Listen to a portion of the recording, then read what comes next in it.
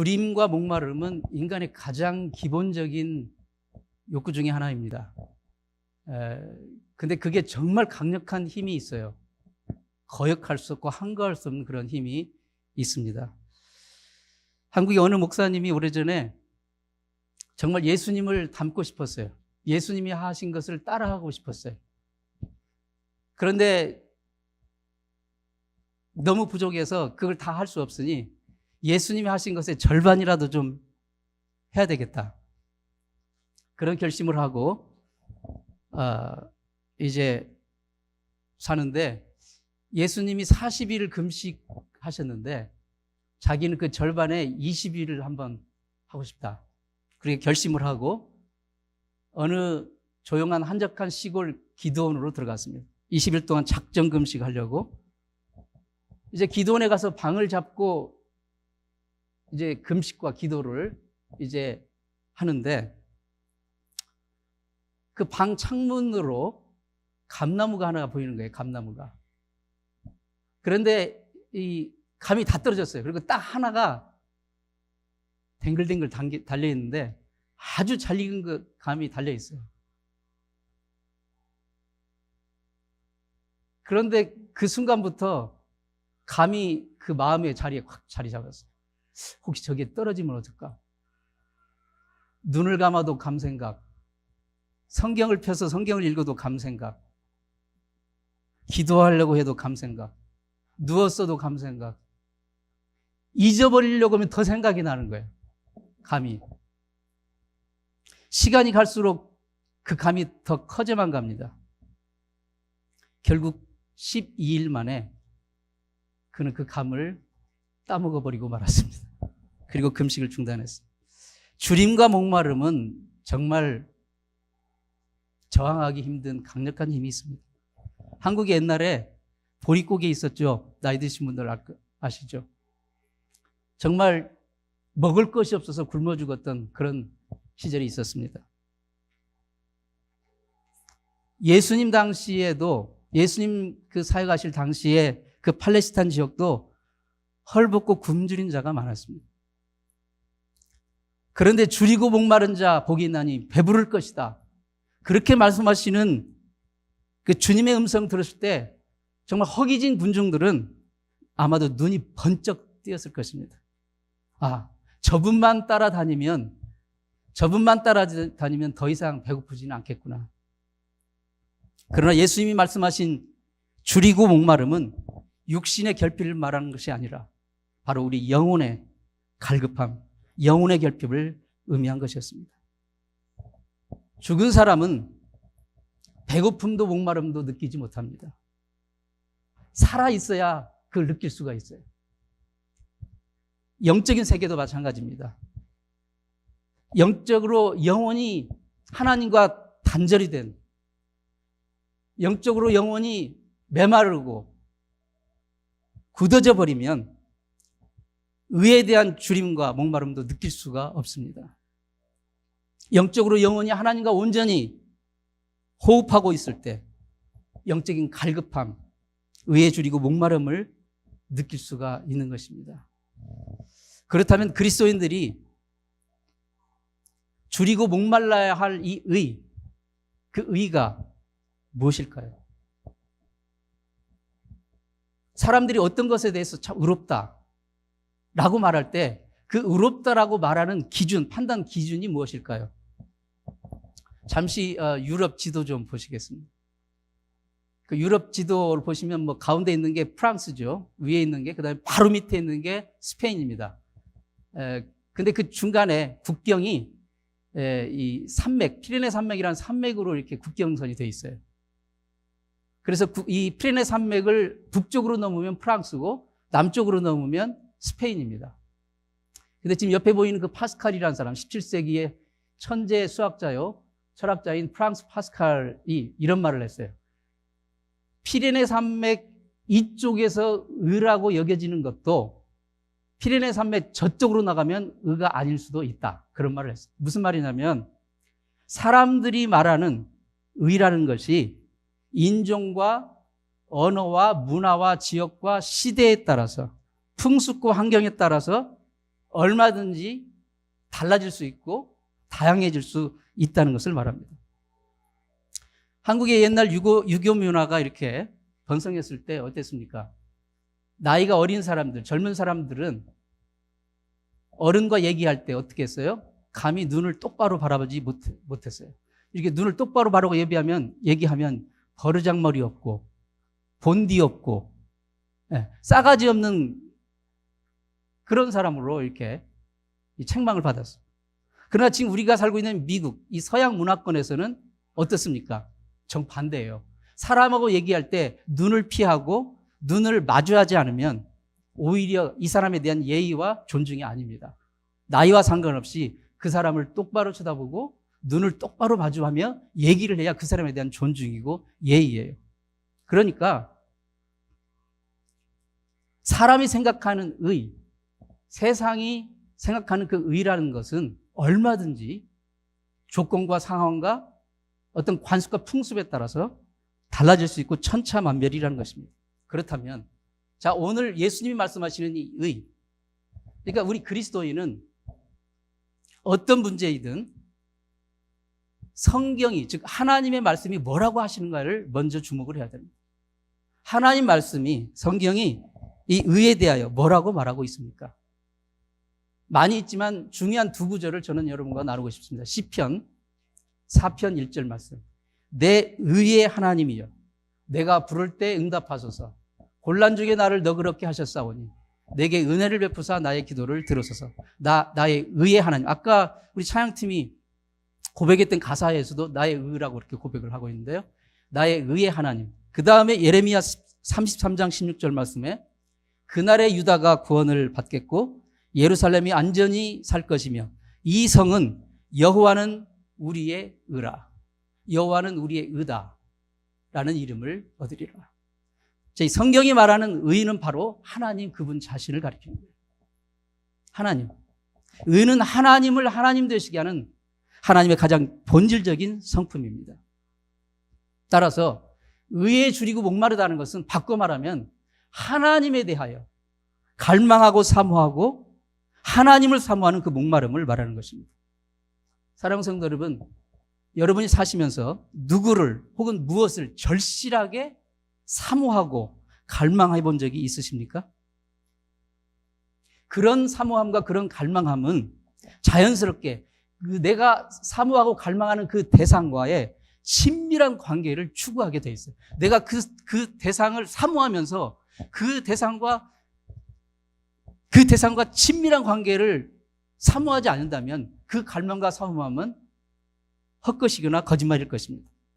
여러분, 한문에서 정말 나와 긴밀한 관계를 나타내는 단어들을 보면 공통점이 있는데 친할 친자가 들어가 있어요. 한문에서 나와 긴밀한 관계를 나타내는 단어들의 많은 단어들이 들어가 있는 것이 친할 친자인데 부친, 모친, 친구, 친척, 친서, 친필, 나와 가장 밀접한 것을 나타낼 때는 반드시 친할 친자를 쓰고 있어요. 이런 단어들을 여러분 생각하면 어떤 것이 떠오릅니까? 뭔가 가슴에 정말 말로 표현하기는 어려운데 뭉클한 것이 있는 그런 사이. 어려울 때 내 속마음을 정말 털어놓을 수 있는 그런 사이. 내가 정말 힘들고 괴로울 때 다가가서 기댈 수 있는 사이. 세상이 전부 나에게 등을 돌려도 그 사람만큼은 내 곁에 서줄 수 있는 그 사이. 바로 그게 바로 우리가 추구해야 될 하나님과의, 우리가 갈망하고 삼아야 될 하나님과의 친밀한 관계인 것입니다. 자, 그러면 어떻게 우리가 하나님의 자녀로서, 그리스도인으로서 의에 줄이고 목마른 그 삶을 추구할 수 있을까요?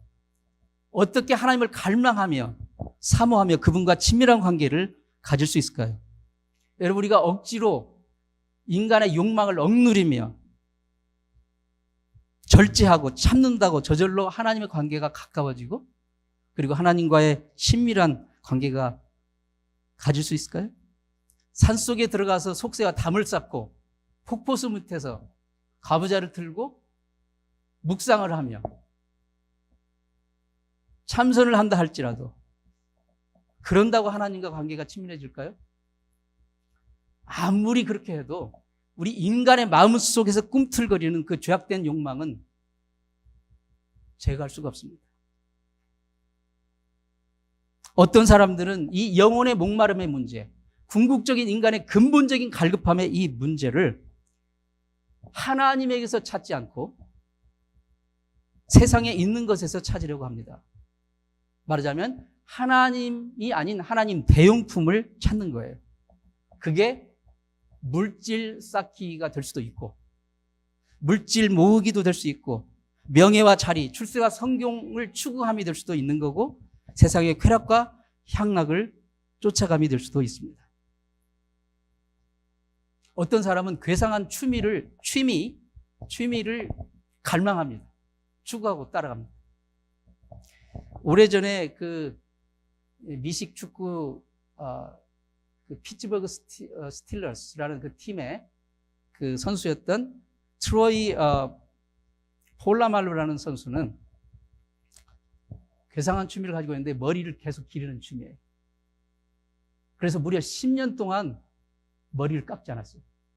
오늘 우리 목사님들 밑에서 머리들을 아주 이발을 깨끗하게 잘하고 오셨는데, 이 친구는 머리를 10년 동안 전혀 깎지 않았어요. 심지어 이 머리를 내 머리는 소중해 해가지고 $100만 들여서 보험을 샀어요. 보험을. 그래서 선수들이 저 머리를 터치를 하지 못했어요. 경기할 때. 이처럼 인생의 목마름을 해결하기 위해 사람들은 세상의 것들을 목말라며 추구합니다. 별 이상한 것들을 찾아갑니다. 그런데 그게 다 하나님 대용품, 우상이 되는 것입니다. 요한복음 4장에 예수님이 사마리아 지역을 통과하시게 되었습니다. 어느 날. 참고로 사마리아 지역은 그 팔레스타인, 그 이스라엘 땅에 보면 가장 중간에 위치합니다. 북쪽에는 갈릴리 지방이 있고, 남쪽에는 유대 광야 그 지역이 있고, 중간에 사마리아 지역이 있어요.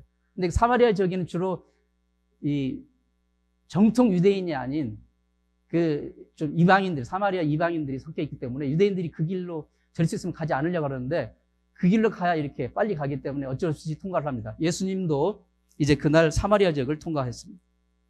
그런데 그 통과하는 중간에 정오쯤 되었습니다. 그때 수갈하는 그 동네에 야곱의 우물이라는 우물가를 들리셨어요. 아마도 이제 땀도 좀 식히고 그리고 목도 좀 죽일 겸 해서 그러셨던 것 같습니다. 근데 거기 물 길러 오던 여인을 만납니다. 그리고 그 여인에게 물을 좀 달라고 하시면서 대화를 건넵니다. 그런데 대화가 시작하는 그 순간 예수님은 그 여인의 삶에 가장 깊은 내면을 꿰뚫어 보셨어요. 그 여인은 본인이 내가 누구요, 내가 어떻게 살았어요 말하지 않더라도 예수님이 이미 알고 계셨습니다. 그 여인의 삶은 참으로 불행했습니다. 그 여인은 인생의 갈급함을 채우기 위해서 여러 차례 결혼을 했습니다. 그러나 참 만족을 찾지를 못했어요. 여전히 만족함이 없습니다. 여전히 갈급합니다. 세상에 지쳤습니다. 인생에 지쳤습니다. 사람들에 지쳤어요. 그래서 사람들이 가장 찾지 않는 그 시간, 사람들이 가장 뜸한 그 시간, 정오쯤 한낮에 이 우물을 찾은 것인지도 모르겠습니다. 말하자면 그는 영원히 목마르고 갈급한 그런 사람이었습니다. 바로 이 여인에게 예수님이 말씀하십니다. 이 물을 먹는 자마다 다시 목마르리라. 이 물을 먹는 자마다 다시 목마르리라. 여기서 말씀하신 이 물은 사람들이 인생의 궁극적인 갈증, 인생의 궁극적인 영혼의 목마름을 해결하기 위해서 하나님이 아닌 세상에 보이는 하나님 대용품을 말하는 것입니다. 하나님의 대용품을 찾는 한 다시 목마를 것이다. 세상이 제공해주는 이런저런 하나님 대용품들은 겉으로는 그럴싸하게 보일 수 있어요.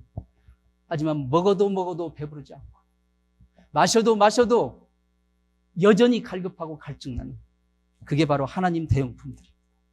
그래서 주님은 바로 그 다음 절에 궁극적인 답을 주고 계십니다. 내가 주는 물을 먹는 자는 영원히 목마르지 아니하리라. 그렇습니다. 인간의 마음 가장 깊은 곳에 있는 그 인생의 궁극적인 목마름은 우리의 영원한 생수 대신 예수 그리스도, 그분 앞에 나와 그분이 주시는 영생의 생수를 마시는 것으로만 해결될 수가 있는 것입니다. 이 진리를 깨달은 시편 기자는 이 영생의 물을 사모하며 시편 42편에서 이렇게 노래하고 있습니다. 하나님이여, 사슴이 신의 물을 찾기에 갈급한 같이 내 영혼이 주를 찾기에 갈급하나이다. 내 영혼이 하나님, 곧 생존하시는 하나님을 갈망하나이다. 여러분, 사슴이 푸른 초장에서 시냇물을 이렇게 시냇가에서 목을 축이는 이 장면, 정말 얼마나 낭만적이고 목가적이고 평화롭게 보이지 않습니까? 그러나 사실은 이 사슴의 그 목, 사슴의 식도는 너무 가늘고 얇아가지고 오랫동안 이 식도를 물로 일정한 기간 동안 축이지 않으면 그게 빨리 말라 붙어가지고 결국은 죽게 된다는 거예요. 노천명 시인인가요? 목이 가늘어서 슬픈 짐승이 그랬는데, 어쨌든 이 사슴은 그런 약점을 가지고 있어서 늘 물로 이 목을 적셔야 돼요. 그러니까 사슴이 시냇물을 찾는 것은 속도 모르는 인간이 볼 때는 낭만적으로 보이는 장면일지 몰라도 사슴 본인에게는 생사가 걸린 심각하고 중대한 문제인 거예요.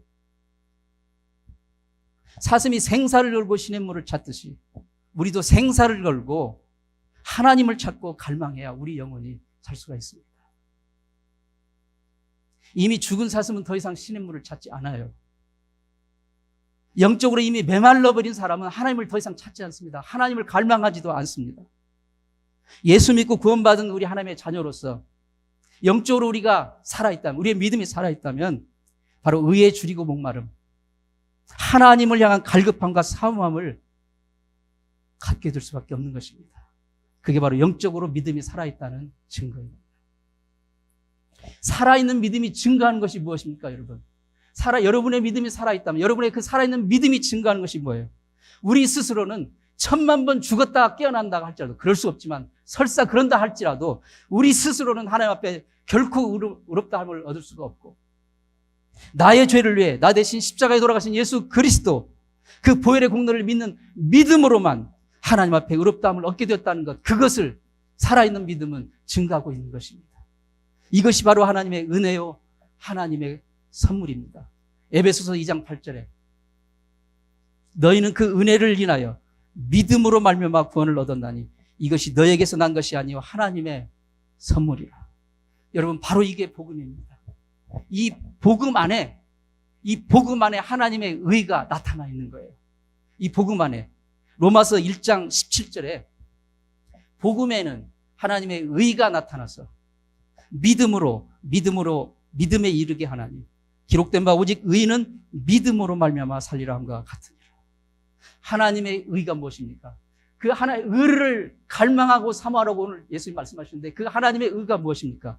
바로 나의 죄를 위하여 그리스도가 십자가에서 죽고 나는 그 은혜로 용서함을 받고 하나님이 나를 의롭다 여기시는 그 놀라운 하나님의 사랑, 그게 바로 하나님의 의입니다.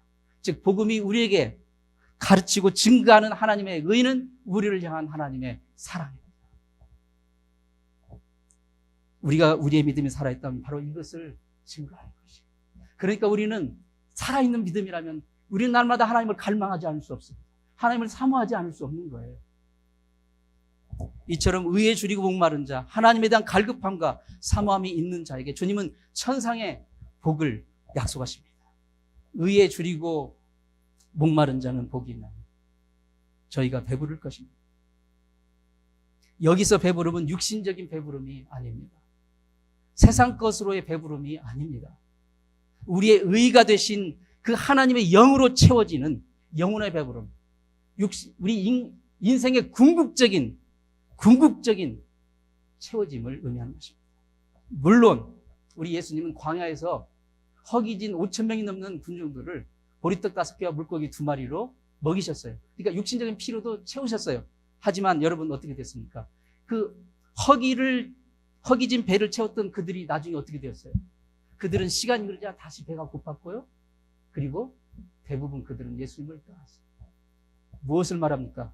육신의 배를 채운다고 해서 인간의 근본적인 문제가 해결되는 것이 아니라는 것입니다. 오병이어의 기적의 사건. 왜 그것을 행하셨습니까? 그것은 예수님 바로 그분이 우리 영혼의 줄이고 목마름, 인간의 근본적인 그 갈급함을 궁극적으로 채워줄 수 있는 유일한 분이라는 것을 보여주는 시청각 자료였던 것입니다.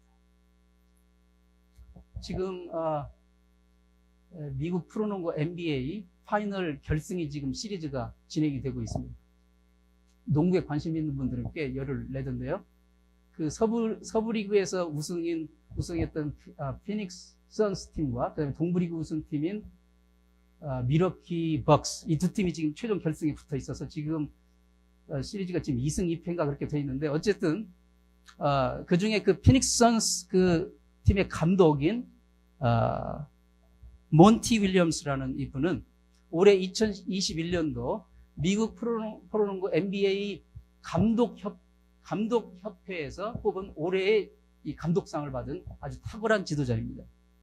근데 그분은 결혼하기 전에 이제 잉그리드라는 그 자매를 만났는데, 나중에 그 자매가 이제 자기 결혼해서 부인이 됐는데, 그 자매의 헌신적인 정말 그 신앙의 모범과 기도로 예수가 그리스도인 것을 깨닫게 되고 예수님을 구세주로 만나게 됐어요.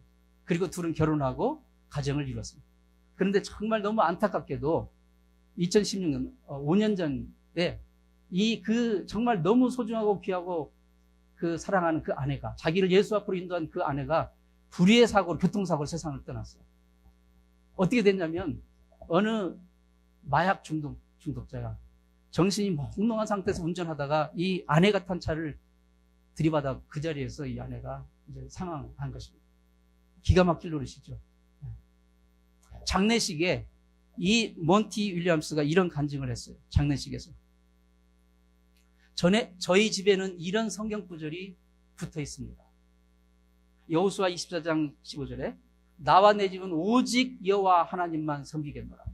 이 성경 구절이 붙어 있습니다. 그런데 제 마음 가운데 용서의 마음이 없다면 내가 어떻게 진정으로 하나님을 섬길 수 있겠습니까? 지금 많은 분들이 저와 저의 가정을 위해서 기도해 주고 계신데 너무 감사합니다. 너무 소중합니다. 그런데 지금 이 상황에서 이 상황과 연관된 두 가정이 있습니다. 한 가정은 저희 가정이고 또 한 가정은 바로 그 가해자 가정. 많은 여러분들이 지금 그 상황에서 저희 가정을 위해 기도하시지 그 가정을 위해서도 기도해 주십시오. 그들에게도 하나님의 긍휼이 너무나도 필요합니다. 아내가 갑작스럽게 세상을 떠난 인생에 정말 절박하고 갈급하고 어두운 그 상황에서 여러분 정말 얼마나 지금 정말 갈급하고 사모하겠어요. 그 상황에서 이 몬티 윌리엄스는 세상의 방법, 즉 하나님 대용품이 아닌 하나님에게서 길을 찾은 것입니다. 그 인생의 갈급함, 그 영혼의 갈급함은 의에 줄이고 목마른 그 자를 만족시키시는 그 하나님만이 채워줄 수 있다는 것을 그는 알았기 때문입니다.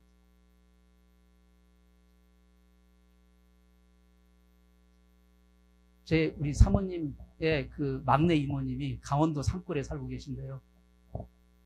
그러니까 제 장모님의 바로 밑에 여동생입니다. 그분은 정말 저희 가정에 특별한 분입니다. 제가 목사 안수 받을 때부터 지금까지 30년 넘게 정말 하루도 빼놓지 않고 저희 가정과 저희 사역을 위해서 기도하시는 그런 분입니다. 평생 정말 갚아도 갚을 길 없는 인생의 은인입니다. 우리가 어려울 때 정말 물심양면으로 헌신하시고 도와주시는 그런 분입니다. 그래서 몇 년 전에 저희가 한국 방문했을 때 그 짧은 한국 방문 기간에 너무 바쁘고 일정하지만 정말 우리 식구들 데리고 그 강원도 산골까지 몇 시간을 찾아가서 그분 그 이모님과 이모부에게 큰 절을 올리고 왔어요. 그런데 정말 올해 안타깝게도 그 이모부님이 원인을 알 수 없는 희귀한 암에 걸리셨어요. 그래서 고통스럽게 지금 투병 중에 계신데요. 살고 있는 강원도에서 가장 큰 병원인 강원대병원에 가는데 해결 방법을 모르는 거예요. 어떻게 할 도리가 없는 거예요. 그래서 거기에서 트랜스퍼를 했었어요. 한국에서 손가락 안에 든 큰 병원인 서울 아산병원으로 트랜스퍼를 해줬어요. 거기 가면 좀 해결 방법이 있을까 기대를 했는데 거기서 몇 주 동안 입원해서 막 테스트도 하고 여러 가지를 시도하고 했는데 결국 그 큰 병원에 훌륭한 의사들이 개법 우리는 모르겠습니다. 솔직하게 우리는 모르겠습니다. 어떻게 할 도리를 모르겠고 어떻게 도울 길이 없습니다. 돌아가십시오. 그래서 며칠 전에 퇴원 조치를 했답니다. 상황이 너무 절망적이고 어둡고 절박하고 낙심이 되니까 이모님은 그 기도의 용사 이모님이 기도도 못하시고 밥도 넘기지 못하시고 죽만 겨우 넘기신다는 그 얘기를 듣고 저와 제 아내는 너무 가슴이 아파서 정말 뭐라고 해드릴 말이 없는 거예요. 그런데 이 기도밖에 할 것이 없어요. 하나님, 의사들도 포기했답니다. 하늘과 땅 사이에 도우실 분은 오직 주님뿐이십니다. 생사와 화복은 다 주님 손에 있습니다. 주님, 이모부도 이모부지만 그 이모님을 정말 불쌍히 여겨주세요. 주님만을 평생 바라보고 살아오신 그 이모님에게 주님만이 베푸실 수 있는 그 긍휼을 베풀어 주시옵소서. 평생 하나님의 그 의에 줄이고 목마른 그 인생을 살아오신 그 이모님에게 주님께서 이제 그에게 그의 삶에 가장 갈급한 그 갈증 주님 이 시간 채워주옵소서. 저희는 그렇게밖에 기도하고 있지 않습니다. 아까 서두에 언급한 이 파스칼이 이런 말을 했어요. 우리 영혼 깊은 곳에는 하나님이 아닌 다른 어떤 것으로도 대신 채울 수 없는 절대 공간이 있다. 그 공간이 채워지기 전까지 이 세상이 주는 물을 아무리 마셔도 우리는 허기와 갈증을 피할 수 없다.